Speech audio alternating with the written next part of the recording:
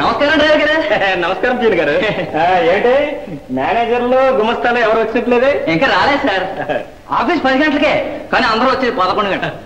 వస్తారో ఇదంతా వాళ్ళ ఇష్టారాజ్యంగా ఉంది. అసలు భయం పెడుతుంటేగా. ఇదిగో ఆఖరిసారి చెప్తున్నాను, ఇష్టం ఉంటే వాళ్ళని సమయంగా ఉద్యోగం చేయమను, లేకపోతే తీసేతో పరిస్థితి. గంటకు 1,00,000 మంది నా ఇంటి చుట్టూ ఉద్యోగం కోసం తిరుగుతుంటే. నమస్కారం. ఎవరు మీరా? వస్తే కళ్ళొచ్చి లేకపోతే భర్తలు ఇక్కడికి వచ్చారేంటి? నేను ఉద్యోగం కోసం వచ్చాను. ఉద్యోగం కోసం వచ్చారా? Driver sir. ఎవరిని? డ్రైవర్నా? కాదు ఇంటి పోను. మీరండి.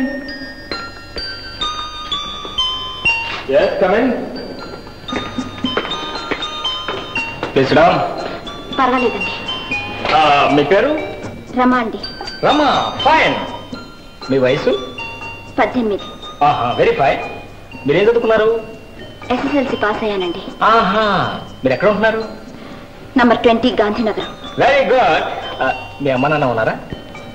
ఉన్నారా? మీ పెళ్ళయిందా అండి? కాలేదా? అయితే మంచి క్వాలిఫికేషనే.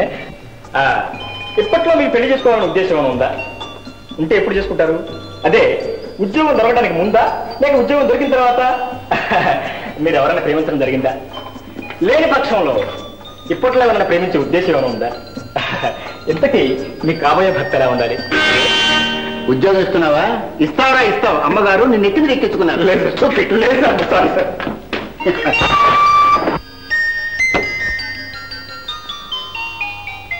రమా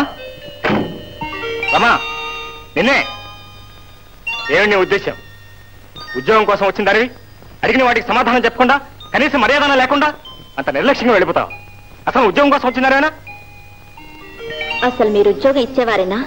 అంటే నీ ఉద్దేశంలో నేను కడుపు నిండిన వారు, కారులో తిరిగేవారు, కష్టాలంటే తెలియనివారు, కనపడ్డ ప్రతి కన్నె పిల్లకు ప్రేమించడం, పెళ్లి చేసుకోవడం తప్ప వేరే పని లేదనుకుంటారు. లేకుంటే అడ్డమైన ప్రశ్నలు, అర్థలేని ప్రశ్నలు అడుగుతారా? వాటికి మీరిచ్చే ఉద్యోగానికి ఏమైనా సంబంధం ఉందా? వాటికి సమాధానాలు చెప్పాలా? చెప్తే మీకు అర్థం కాదు సార్. రోజుకి ఒక్క పూటైనా పొయ్యిరా చేసే అదృష్టం లేని మా కొంపలో అన్నం ఎప్పుడు దొరుకుతుందో కూడా తెలియకుండా పస్తుండే పసిపిల్లలతో, రోగాలతో, రోష్టులతో ఈగల ముసిరే మా బ్రతుకులు చూస్తే మీకు తెలుస్తుంది సార్. మేము ప్రేమించేది ఆ పూట అన్నాన్ని, పెళ్లి చేసుకునేది అర్థం తరపు చావుల్ని.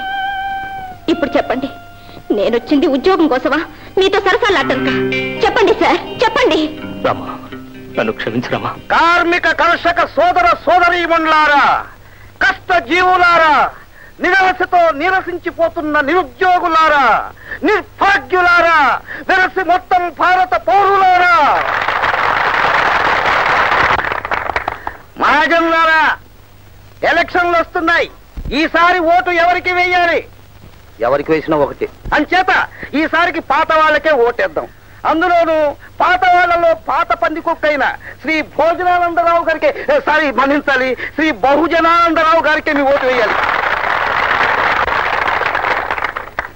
అయ్యా, నా సొంత విషయం మనవి చేసుకుంటాను, మీరు వినాలి. ఉపన్యాసాలు ఇవ్వడం నా వృత్తి. ఏ విషయాన్ని గురించైనా, ఏ పార్టీని గురించైనా అనర్గళంగా మాట్లాడతాను. కాకపోతే కాస్త ముందుగా బుక్ చేసుకోవాలి. రేట్లు సమయానుకూలంగా మారుతూ ఉంటాయి. సవా మామూలే. జై. ఆయన పోయిన తర్వాత మీరు హై స్కూల్కు రానేలేదు. ప్రతి ఏడు మీ మాతృహృదయాన్ని, ప్రేమను మా స్కూల్లోని పిల్లలు చవిచూస్తున్నారే కానీ మిమ్మల్ని ప్రత్యక్షంగా వాళ్ళు ఎన్నడూ చూచారు గారు. ఈ ఏడు ఎలాగైనా సరే మిమ్మల్ని చూడాలని పట్టుపట్టారు. మీరు ఈ వార్షికోత్సవానికి వాళ్ళ కోసమైనా సరే తప్పక దయచేయాలి.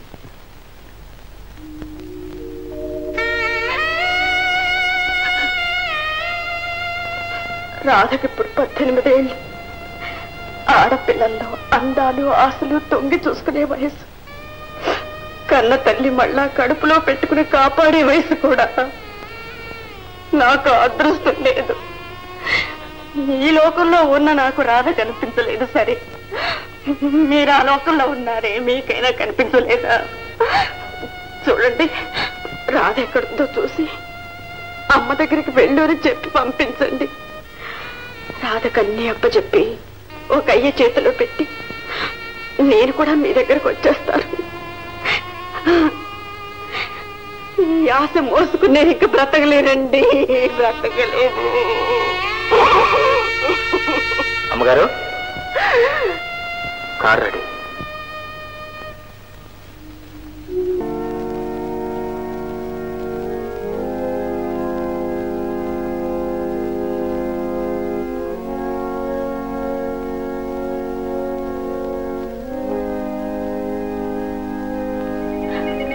వీలేదు వీలేదు, నా రాధక దుఃఖత పెట్టడానికి వీలేదు. నా బిడ్డ అనాథ కాదు. తల్లి బ్రతికుండగానే నా బిడ్డను అనాథం చేస్తారా? నా రాధ నా దుర్గతికి వదిలేస్తారా? మీరందరూ ఉంటే ఎందుకు? వెళ్ళండి వెళ్ళండి. నా మాట ఈ అర్ధరాత్రిలో మనం ఏం చేసినా ప్రయోజనం లేదు. ఏ ప్రయత్నం చేసినా తెల్లవారిన తర్వాతనే. అంతవరకు మీరు కాస్త ప్రశాంతంగా. మీరు ఊరుకోండి డాక్టర్, మీకేమీ తెలియదు. నా సొమ్ము తింటున్న వీళ్ళందరూ సోమరిపోతులు, స్వార్థపరులు. నా బిడ్డ దొరకడం వీళ్ళకి ఎవరికి ఇష్టం లేదు. అమ్మగారు అన్యాయంగా అంటున్నారు. ఇందులో మా స్వార్థమే ఉంది. ఆస్తి అండి, ఆస్తి. నా బిడ్డ దొరక్క ఈ ఆస్తికి వారసులు లేక నేను వెళ్ళిపోతే. హరి హరి అంత మాట అనకండి అమ్మా. అమ్మగారు మీ ఉప్పు తిని మీకంత ద్రోహం తలపెట్టేవారు ఎవరున్నారు? మేమంత దుర్మార్గం కాదమ్మగారు, కాదు. మరి రాకను ఎందుకు తీసుకురారు? తీసుకురావాలని కొన్ని సంవత్సరాలు దేశమంతా తిరిగాం, వెతికించాం. అబద్ధం, అంత అబద్ధం. మీరు ఆ ప్రయత్నమే చేయలేదు. చేస్తుంటే నా రాధ ఎప్పుడో దొరికేది.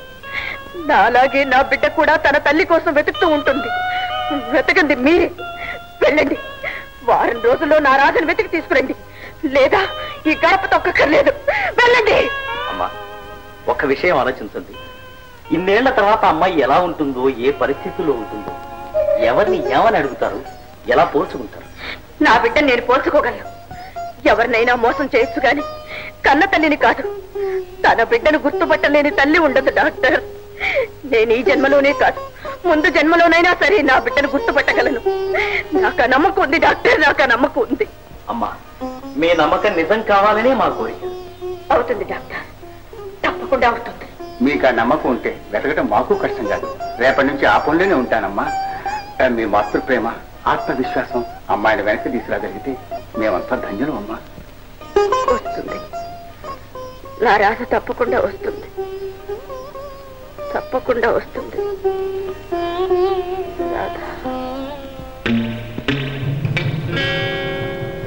ఇదిగో నా తల్లి రమ, దానికి ఏదైనా ఉద్యోగం చూపించు. ఉద్యోగం లేకపోతే పోయింది, ఏదో ఒక పని, ఏదో ఒక బ్రతుకు తెరువు. నాన్న, నా వల్ల కాదు నాన్న, నేను ఈ మోసం చెయ్యలేను. చూడమ్మా, ఇందులో నువ్వు చేసే మోసం ఏమీ లేదు. ఆ పాపం ఏదన్నా ఉంటే నాకే దక్కుతుంది. ఆ తల్లికి ఒక తృప్తిని, ఆనందాన్ని ఇచ్చి ఆమె ప్రాణాలు నిలిపిన పుణ్యమే నీకు దక్కుతుంది. ఆలోచించమ్మా. ఈ నాటకం ఇలా ఎంతకాలం ఆడాలి? ఒక్క సంవత్సరమే. ఆ తర్వాత?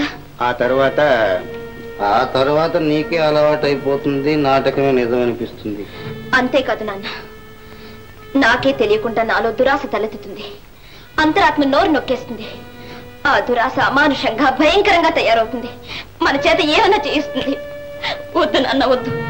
ఆ వంచనలో బ్రతకడం కన్నా ఈ దరిద్రంలో బ్రతకటమే మేలు. చూడమ్మా, నీ కోసం కాకపోయినా ఈ పిల్లల కోసం, ఈ సంసారం కోసం. క్షమించండి, మీరు ఏ పనైనా చెప్పండి, ఏ చాకరైనా చేస్తాను. కానీ ఇది మాత్రం నా వల్ల కాదు.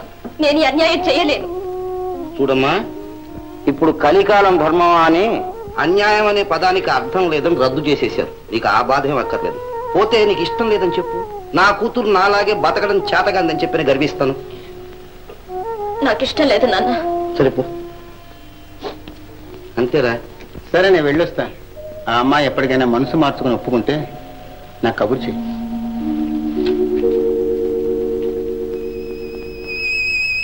శాంత, అమ్మాయి అయినా సుఖపడుతుందని ఆశపడ్డా. దానికి నీలాగే మంచి మనసు.